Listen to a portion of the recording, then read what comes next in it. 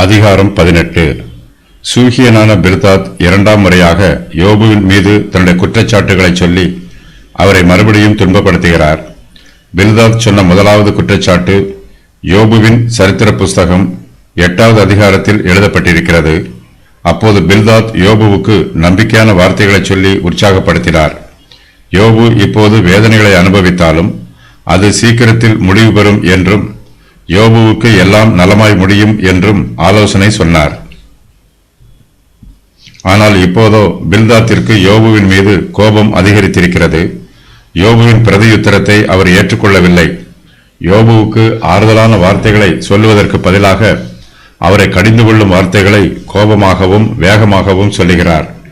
யோபு பொறுமையில்லாமல் பேசுகிறார் என்றும் கோபத்தோடு பேசுகிறார் என்றும் பில்தாத் அவர் மீது குற்றம் சொல்லுகிறார். பில்தாத் இதற்கு முன்பு துன்மார்க்கருக்கு துன்பமும் வேதனையும் உண்டாகும் என்று சொன்னார். பில்தாத்தின் சிந்தனையில் மாற்றம் உண்டாகவில்லை. துன்மார்க்கரை பற்றி தான் ஏற்கனவே சொன்னதை பில்தாத் இங்கு மறுபடியும் விரிவாக சொல்லுகிறார். பில்தாத் துன்மார்க்கருக்கு வரும் தீங்குகளை பற்றி பொதுவாக சொன்னாலும் அவர் யோபுவையே தன் மனதில் வைத்து பேசுகிறார். யோபு ஒரு துன்மார்க்கராய் இருப்பதினால் அவருக்கு இவ்வளவு வேதனைகளும் பாடுகளும் உண்டாயிற்று என்று பில்தாத் வியாக்கியானம் சொல்லுகிறார்.